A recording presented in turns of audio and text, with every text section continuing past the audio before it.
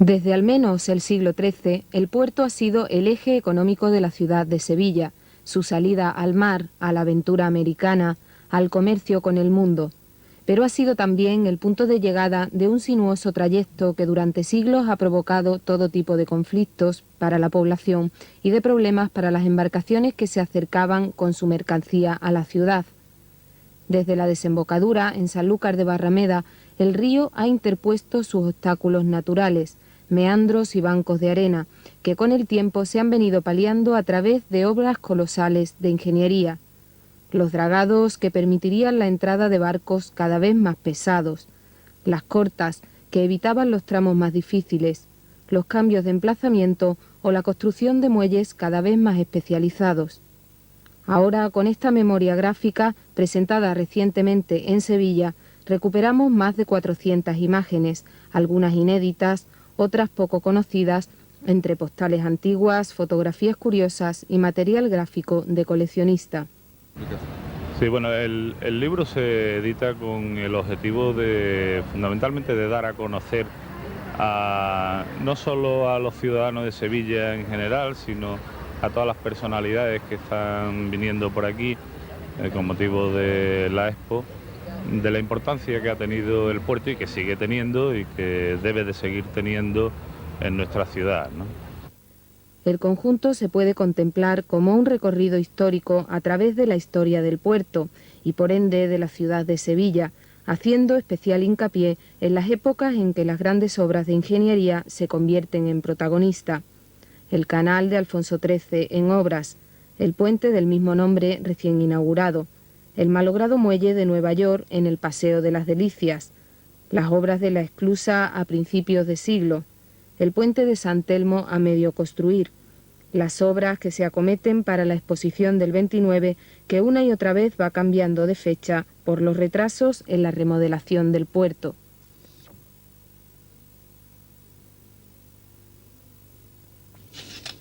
Y junto a la gran historia, la historia menuda, las anécdotas de una ciudad que se mira al río y que en gran medida depende del puerto, las cigarreras cruzando el río, el altozano a la hora de la siesta y muy especialmente la ciudad inundada por las riadas, con una Triana que más bien parece Venecia a su pesar y un puerto inutilizado por el acoso de las crecidas. Con el libro hemos pretendido, con el libro del puerto, hacer una memoria gráfica, como su nombre indica, para lo cual se han utilizado solamente una parte de los fondos gráficos que teníamos, es decir, se ha hecho una selección muy rigurosa, porque sobre un fondo de unas 3.000 imágenes, pues se han seleccionado 450 más o menos. Y indudablemente no se ha tratado, por lo tanto, de hacer un estudio exhaustivo de la fotografía del puerto, sino coger solamente aquella parte que pudiera mostrar los diversos aspectos de la historia del puerto que hicieran a los sevillanos y a todo aquel que se acerca al libro, pues conocer un poco el puerto de Sevilla en el siglo XIX, fundamentalmente segunda mitad del XIX y XX. Un libro que pone al alcance del ciudadano testimonios raros, curiosos, olvidados de la historia del puerto, es decir, del río, es decir, de la ciudad. Una carta de presentación de la Junta del Puerto de Sevilla en una década en que la ciudad de nuevo se enfrenta al río, la de la Exposición Universal que viene.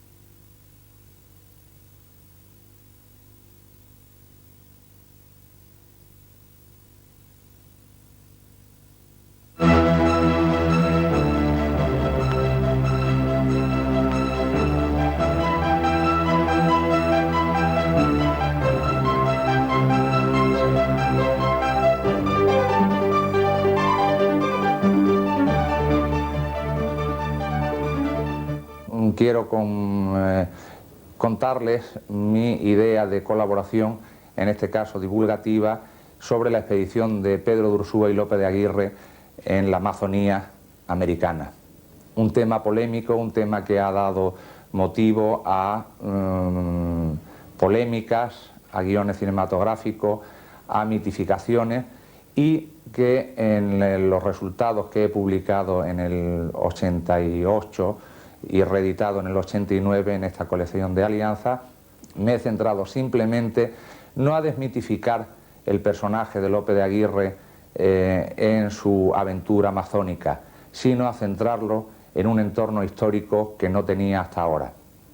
Hasta ahora la expedición de Lope de Aguirre, tanto en historias, en novelas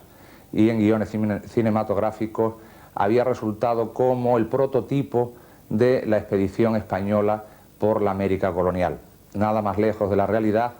porque esta expedición de mediados del siglo XVI se fragua cuando ya prácticamente todo el virreinato, lo que luego es el gran virreinato del Perú, está conocido, conquistado, dominado, repartido, y lo que sí quedan son muchos elementos marginales a mediados del siglo que después de muchos años de estancia en América, de expediciones, de sufrimientos, de entrega de 15, 20 años de su vida, de sus mejores años de su vida, en lo que ellos pensaban en servicios a la corona, en su gloria y en su honra, no habían conseguido nada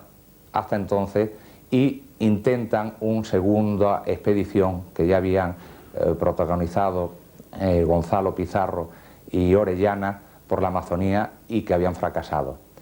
Lope de Aguirre en este contexto no aparece como el prototipo, por lo menos para mí, del colonizador español, sino del marginal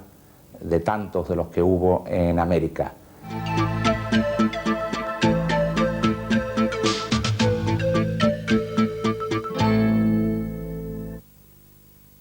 El Ayuntamiento de Montilla ha creado un programa de cara al 92 con la denominación de Montilla 92, en el que se ha intentado aglutinar los intereses de Montilla, por un lado, económicos, por otro lado, los intereses de cooperación que creemos que debemos de aportar al tercer mundo como, bueno, algo que es recomendado también, además, por la propia Federación de Municipios. Y, en primer lugar, diríamos, para conmemorar una serie de acontecimientos y de hechos que sucedieron en torno al 92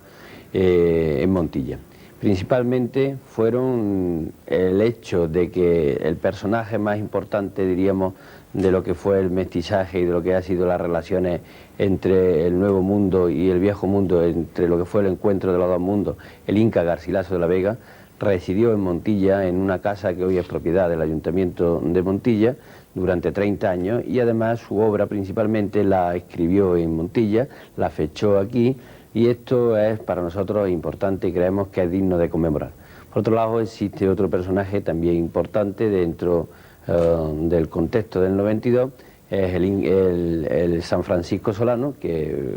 fue evangelizador de todo América del Sur, básicamente, y Centroamérica, y que es un personaje montillano, franciscano, que hace ahora 400 años que partió para América. Creemos que estos dos personajes de por sí ya tienen entidad suficiente, como hemos dicho antes, para conmemorar estos acontecimientos. Pero el programa Montilla 92, que empieza este año con estas conmemoraciones, va mucho más allá y pretende llegar hasta el 92 y superar lo del 92. Creemos que es importante la infraestructura que se está creando en nuestro alrededor de carreteras y el motivo de la Expo, como para pensar que el desarrollo de Montilla también puede depender fundamentalmente de esta infraestructura que se está poniendo a nuestro servicio en el sur.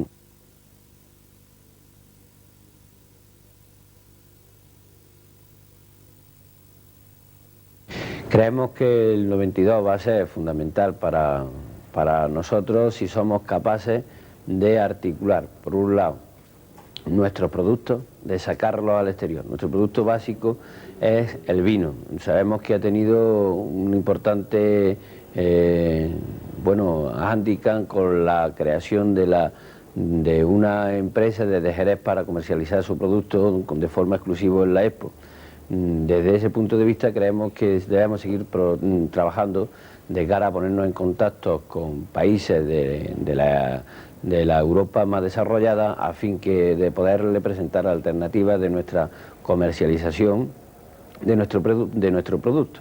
Eso lo intentaremos, lo estamos estudiando, la forma a ver cómo podemos entrar en la Expo, y estamos intentando también desde esta comisión empresarial que he dicho antes, ver cómo nos podemos poner en contacto con otras instituciones europeas para crear estos canales de comercialización.